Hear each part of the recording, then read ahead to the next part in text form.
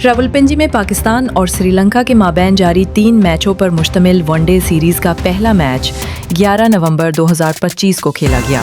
दूसरा और तीसरा मैच भी उसी हफ्ते तयशुदा शेड्यूल के मुताबिक होना है, जिसे न सिर्फ स्पोर्ट्स के तनाजुर में बल्कि बैनुल-अक़वामी एतमाद की बहाली के एक अहम मरहले के तौर पर देखा जा रहा है।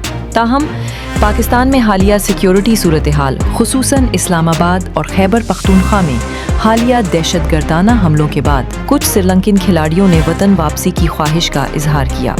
इस पर रद्द-ए-अमल देते हुए श्रीलंकन क्रिकेट बोर्ड ने एक सख्त पैगाम जारी किया कि जो खिलाड़ी दौरा अधूरा छोड़कर वतन वापस लौटेगा, इस पर 2 साला पाबंदी आयद की जाएगी। ये इक़दाम कौमी मफाद, बोर्ड के नज़्म-ओ-ज़ब्त और बैनुल-अक़वामी क्रिकेट वादों के एहतराम का मज़हर है।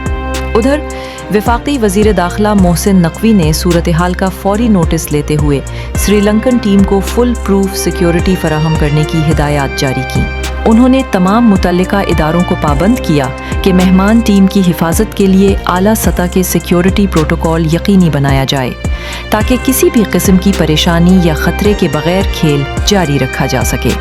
ये तमाम इक़दामात पाकिस्तान के इस पुख्ता अज़्म की अक्कासी करता है कि वो दुनिया को ये वाज़ेह पैगाम देना चाहता है कि पाकिस्तान एक महफूज, ज़िम्मेदार और स्पोर्ट्स फ्रेंडली मुल्क है। श्रीलंकन बोर्ड का फैसला और हुकूमत पाकिस्तान की जानिब से सिक्योरिटी की बरवक्त यकीन दहानी न सिर्फ क्रिकेट के तसलसल को बरकरार रखेगी, बल्कि खेल को सियासत से अलग रखने की एक मिसाली रिवायत के तौर पर तारीख़ में महफूज होगी।